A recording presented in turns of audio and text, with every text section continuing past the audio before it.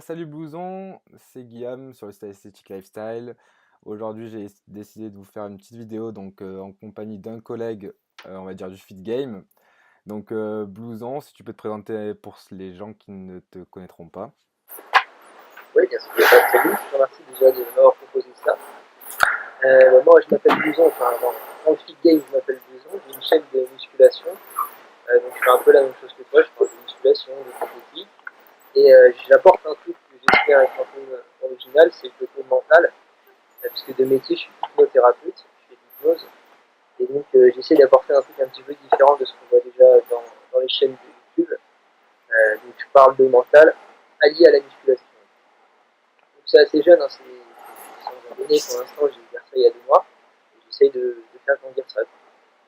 Ça marche. Ah ben, c'est vrai que moi j'étais intéressé par ce côté-là, justement l'approche que tu avais avec le mental et le côté en fait sportif, comment tu pouvais associer les deux. Puisque d'après ce que j'ai compris, donc ton métier c'est hypnothérapeute et tu fais de la musculation euh, pour ta passion, donc tu as réussi à allier les deux. Et c'est vrai qu'en traînant un peu sur ta chaîne YouTube, on voit qu'il y a vraiment eu une belle progression. Et même, non mais c'est vrai, il faut le dire. Et puis même sur tes vidéos, tu donnes des éléments qui sont intéressants et je trouvais ça dommage en fait que c'était pas assez médiatisé pour que tout le monde puisse en profiter. D'où l'objet de cette vidéo aujourd'hui. Du coup, j'avais quelques questions à te poser parce que c'est vrai que moi, je suis pas forcément le mieux placé pour répondre à ce genre de questions, vu que bah, moi, j'ai toujours été motivé, la musculation, c'est une passion. euh, et il y a des gens qui lisent le blog, qui ont envie de s'y mettre, mais qui trouvent pas forcément en fait le temps de se mettre à la musculation. Ils ont un planning bien rempli, 35 heures par semaine, des enfants, la nourriture à aller chercher, etc. Et ils se disent, c'est impossible que j'ai le temps en fait de faire du sport. Est-ce que tu aurais des conseils à donner à ce genre de personnes? Et quelle est ta vision un peu du truc? Alors, ouais, bah, comme tu le sais, parce que tu as vu ma vidéo sur les croyances limitantes, euh, pour moi, le côté je n'ai pas le temps, c'est justement ce qu'on appelle une croyance limitante. Donc, je vais expliquer un petit peu ce que c'est. Hein. Ouais, vas-y, vas-y. Une croyance limitante, ça va être quelque chose dont on est convaincu. Tu vois, une phrase toute bête comme la vie c'est dur, par exemple, ça, beaucoup de gens se disent ça, c'est quelque chose qui est dans limite l'inconscient collectif, quoi. Voilà, c'est une phrase comme ça qu'on se dit quand on est convaincu et qui va en fait créer des répercussions sur ce qu'on vit réellement. Donc, quelqu'un qui est persuadé qu'il n'a pas le temps, eh bien, il va se rendre compte que bien souvent, il n'aura pas le temps parce qu'en fait, il va automatiquement générer ça dans sa vie de tous les jours. S'il est convaincu de ne pas avoir le temps, il va faire en sorte de se sentir stressé, de se sentir submergé par tout ce qu'il a dans sa vie. Mais en vérité, en cherchant bien, je suis persuadé qu'on peut lui dégoter 1 heure, même chaque jour, mais peut-être même pas tous les jours, mais 3 heures dans la semaine, voilà, pour faire son sport. Euh, je sais qu'à chaque fois que j'entends ça, je connaîtrai toujours quelqu'un qui a une vie beaucoup plus remplie que la personne qui me dit ça et qui pourtant arrive à avoir un vie bien construit. Ouais, Donc en fait, l'idée c'est vraiment de s'ouvrir l'esprit et juste comme ça, de tester une fois, de s'auto-convaincre qu'on a le temps. Et en testant, on se rend compte souvent qu'en fait, c'est la pensée qui va commencer à changer ce qui se passe dans ta vie. ouais.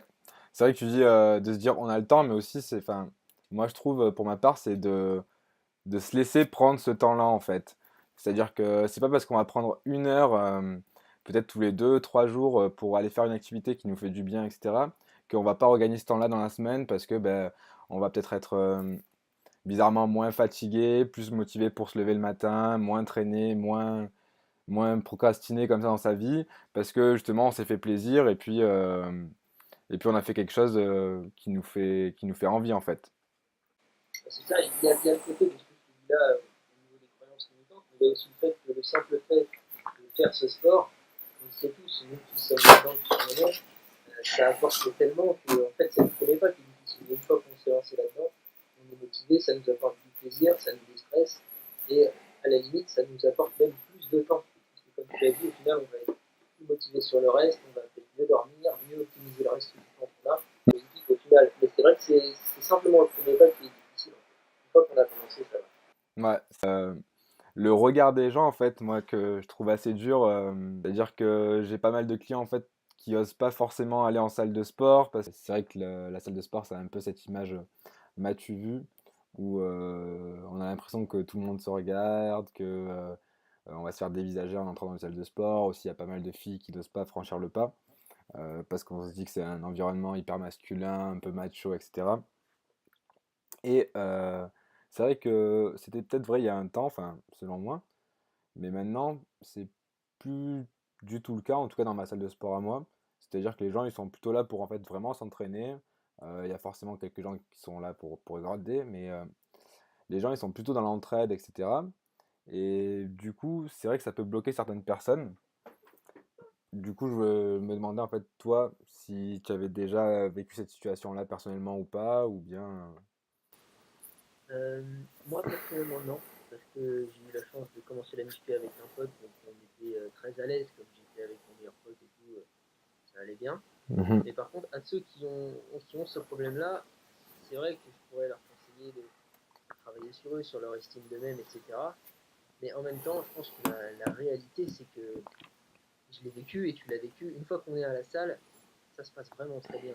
Les salles de sport, il y a des idées reçues sur elles, mais au final, une fois qu'on y est, les gens sont vraiment là pour s'entraider, ça se passe très bien, on peut poser des questions, même, surtout même aux gens les plus musclés, c'est souvent ceux qui sont plus que prêts à donner un coup de main. Mm. Donc à ces gens-là, moi je leur dirais simplement d'aller tester, de faire juste une séance, et ils verront par eux-mêmes que l'ambiance est vraiment sympa.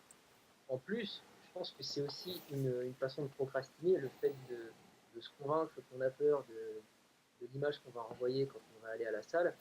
On procrastine en faisant ça. Mais au final, à la seconde où on commence à améliorer son image de soi, on commence à se muscler, on a les premiers résultats qui arrivent dès les premières semaines et tout ça. Donc très rapidement, son image de soi s'améliore et on n'a plus tellement ce problème-là au final. Ouais. Et il y avait aussi un point que tu as dit qui était important dans dans ton expérience personnelle, en fait, c'est que toi, tu es allé du coup avec un collègue à toi. Et c'est vrai que ça peut aider en fait au début de se faire, enfin d'y aller à deux. On se dit qu'on est au moins, on est tous les deux dans le même bateau, puis on peut s'aider. C'est vrai que d'avoir un soutien, on va dire, avec nous, ça peut motiver. En tout cas sur le court terme, parce qu'il y a beaucoup de gens, en fait, j'ai l'impression qu'ils s'inscrivent à plusieurs, donc entre groupes d'amis, etc. Puis il y a vraiment la personne motivée qui va rester pendant un an, 2 ans, 3 ans. Puis les collègues qui, au bout de 2, 3 semaines, vont commencer à mettre un peu des plans foireux, à dire ouais, je peux pas venir, ici et là. Et au final, tu commences avec 3, 4 amis, et au final, à la fin, vous êtes peut-être plus que deux. Donc, C'est ça. Je pense que toi comme moi, on est un peu les survivants de la course. c'est ça, ouais. Et on a encore quelques résistants, ouais. Ouais, c'est ça. Moi j'ai ce pote avec qui j'avais commencé, il n'en fait plus. J'ai eu d'autres potes aussi qui sont mis, mais ils en font moins que moi. C'est vrai que je suis un peu le survivant aussi. Mais comme tu l'as dit, vraiment, ça aide au départ, à court terme, ça aide à y aller. Et une fois qu'on y est allé, on a vaincu cette peur du regard de l'autre, et après tout se passe très bien et on peut se débrouiller tout seul. Par contre, c'est vrai que le binôme, ça reste quelque chose de toujours utile, quel que Mm, soit le niveau. mm, Quand on mm. commence à monter en niveau et tout ça, après, quand on a un binôme, ça permet de décupler ses performances parce qu'il y a quelqu'un qui est là, qui nous pousse, qui nous booste. Donc c'est vraiment intéressant d'essayer au maximum d'y aller au moins à deux quand même. Ouais, c'est vrai que je suis d'accord avec toi sur le fait d'y aller à deux, bah, ça aide dans les performances, mais aussi il y a des jours où il y a un petit coup de mou et puis du coup le collègue vient te chercher, hop, tu vas à la salle de sport ou bien vous aviez prévu ça, donc du coup tu te sens un peu obligé de le faire. Donc je suis d'accord là-dessus, c'est vraiment un conseil qu'on peut donner aux gens qui regardent cette vidéo, c'est bah, essayer de motiver des amis, d'y aller à plusieurs, en fait c'est plus sympa. Bon, faut pas y aller à Moi, je plusieurs pour... vais y aller à deux. Parce que à partir de trois, c'est vrai qu'on Ouais, voilà, là, c'est ce que j'allais te dire. ça met à deux, ouais. Pour peu que l'autre personne soit quand même une personne motivée. Ouais. Parce que ça m'est arrivé, moi, d'y aller à deux. Et au final, ça m'a plutôt tiré vers le bas, parce que la personne, elle était pas vraiment déterminée, quoi. Donc, c'est plutôt des bâtons dans les roues à ce moment-là. Ouais, celle qui te traînait vers le bas, ouais, c'est compliqué.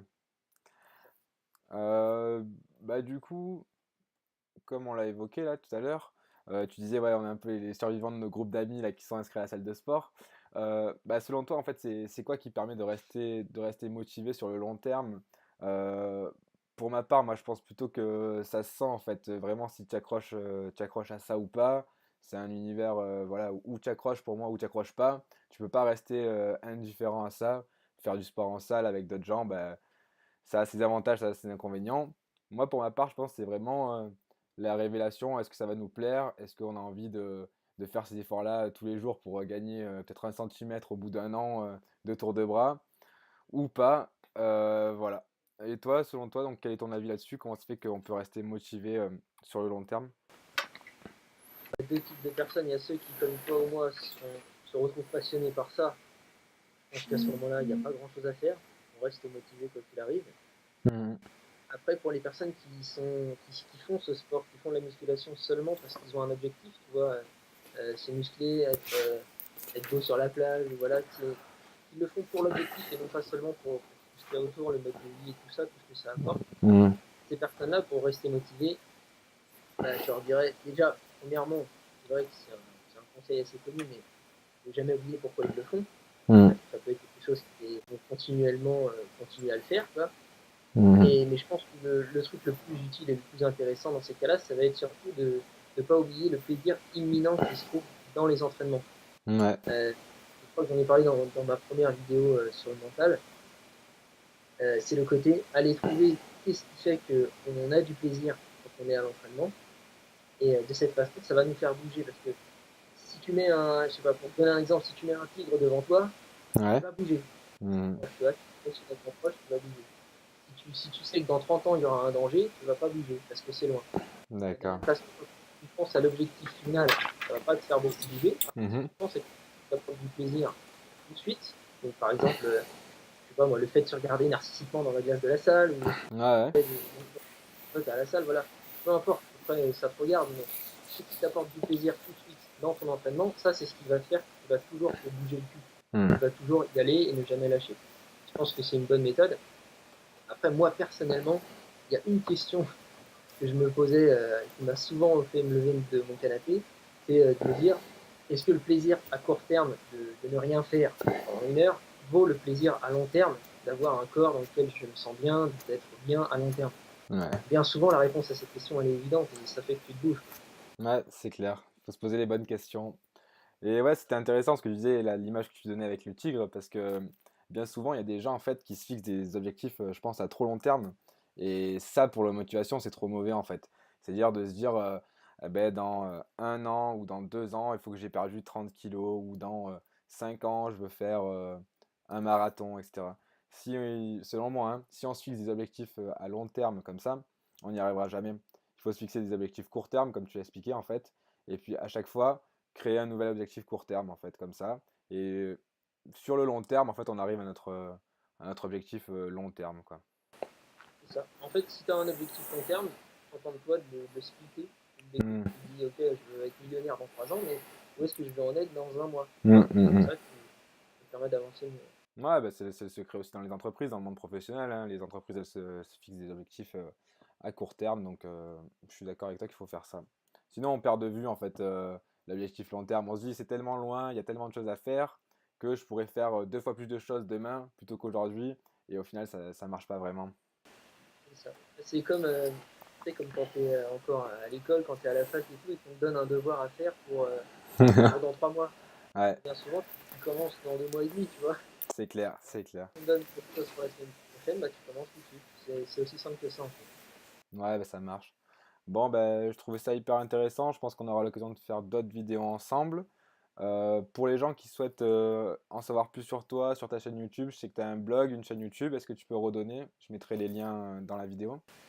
Ouais, alors j'ai ma chaîne YouTube sur laquelle je parle de musculation, donc entraînement et tout ça, un peu comme ce que tu fais toi. Ouais, Je parle aussi de diététique, comme comment on sèche, comment on fait une prise de masse, etc. Qu'est-ce qu'il faut manger pour faire son gras, tout ça. ouais. Donc ça, c'est la chaîne YouTube, c'est Blouson au sommet. Ok. Alors ne me demandez pas pourquoi Blouson au sommet. Hein. Et, euh, et donc mon blog, là, c'est un peu la même chose, sauf que le format n'est pas le même, c'est du écrit. Donc je fais ça simplement pour pouvoir toucher deux types de publics, ceux qui préfèrent les vidéos, ceux qui préfèrent le texte. Et donc je parle un peu des mêmes choses. Il n'y a pas un article par vidéo YouTube, mais je fais un peu d'articles, un peu de vidéos, voilà, quand ça me prend simplement. Et donc c'est aussi blousonausommet.com. Ok, ça marche. Bah, de toute façon, les gens, ils auront dans la vidéo le lien et puis aussi dans la description. Voilà, ils pourront te suivre partout. Bon, ben, je te remercie en tout cas et puis j'espère te revoir bientôt. Ok, bah je te remercie aussi, et puis à bientôt et salut à tous.